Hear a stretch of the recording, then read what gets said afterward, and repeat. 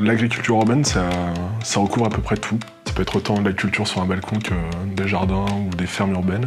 C'est tout ce qui concerne la culture agricole ou agraire, du coup, dans une aire qui est définie comme urbaine. Le jardin partagé, c'est un jardin qui est destiné à plusieurs personnes, qui n'est pas une propriété privée d'un seul individu, et qui permet à un groupe de cultiver de manière collective. La thèse s'appelle « Les mots et les lieux de l'agriculture urbaine ». Elle s'intéresse à un cas particulier sur un jardin à Lyon, un jardin partagé. Je l'étudie de manière à comprendre comment les gens peuvent participer à ce jardin et peuvent participer du coup au maintien et à la pérennité du lieu, du jardin, par la circulation des savoirs et par l'accès à ces savoirs-là, quoi. Il est à 200 mètres de nous, sur la place Mazagran. C'est les jardins partagés de l'association Brindy, du coup, dans le 7e arrondissement, dans le quartier de la Guillotière, du coup.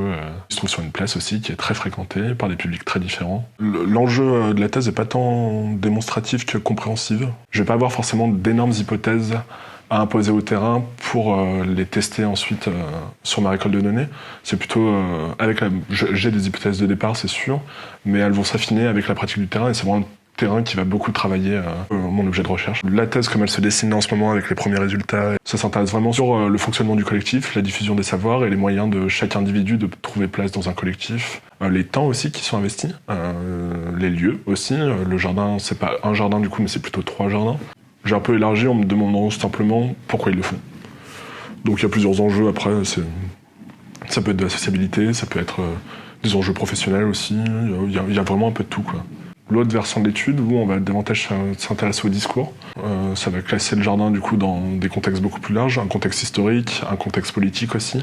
Comment l'association se raconte, comment il se donne à voir par rapport à la ville, par rapport au pays, par rapport au monde.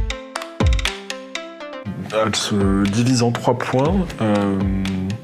Dans tous les cas, l'enquête se situe sur une période donnée qui est définie par l'observation, donc j'ai fait 8 mois d'observation. Observation participante, du coup je me suis inscrit dans le jardin en tant que jardinier mais aussi en tant que chercheur, je l'ai déclaré. Et habitant aussi, parce que ça c'est intéressant aussi, mais du coup il y a ce capital d'autochtonie un peu, mais qui en soi est super important quoi, sur la négociation pour expliquer pourquoi on vient dans le terrain. J'ai une campagne d'entretien semi-directif du coup, qui est en cours en ce moment, avec les jardiniers et avec les parties prenantes. Normalement, ça va autant concerner les pouvoirs publics que les réseaux associatifs. Du coup, il y a pas mal d'associatifs qui viennent en partenariat au jardin. Ça représente une 40aine d'entretiens normalement. Et puis discours, derrière une analyse du discours avec toute la documentation qui est mise en place par le jardin et comment le jardin du coup se donne à voir.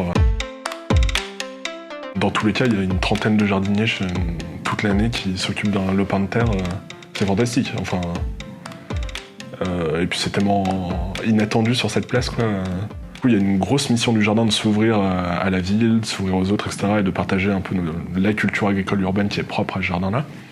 Et en même temps, il y a un gros enjeu de fermeture du jardin sur la protection. Il y a beaucoup de délits qui sont commis sur la place. Au bout d'un moment, ils viennent quotidiennement dans le jardin, les jardiniers, les jeunes de la place, c'est un peu toujours les mêmes, donc on se reconnaît, on parle, on s'aide, un échange quoi, qui se crée, quoi, et c'est assez fantastique à voir. Mais du coup, ils ont une autre pratique par rapport à la fermeture, où c'est pareil, c'est un jardin qui est... tout est grillagé, quoi. Il y a des plantes qui montent, donc ça rend un peu opaque aussi, ou quand t'es au milieu du jardin, tu vois pas ce qui se passe sur la place. Et là, ce qui est drôle au niveau visuel, c'est que le jardin est fermé sur lui-même et fermé par rapport à la place. Et c'est pas tant les gens qui voient pas ce qui se passe dans le jardin, parce que les gens s'en foutent de manière générale, mais plus les jardiniers qui voient pas ce qui se passe sur la place. Et donc il y a des choses qui sont très significatives quoi, là-dessus. L'enjeu, c'est pas de mettre en place un système de compréhension du monde social ou de vraiment découvrir quelque chose, quoi. Là, c'est vraiment compréhensif. Donc, il y a peut-être un côté de la thèse qui est participatif, du coup, où si j'attends quelque chose vraiment de cette thèse, ce serait plus qu'elle prenne acte dans le collectif que j'étudie, du coup, parce qu'il y a des problématiques qui sont, et c'est ce qui m'intéresse le plus, qui sont relatives au collectif, et si ça pouvait leur permettre de régler des soucis et de progresser dans leur vivre ensemble, finalement, ce serait chouette.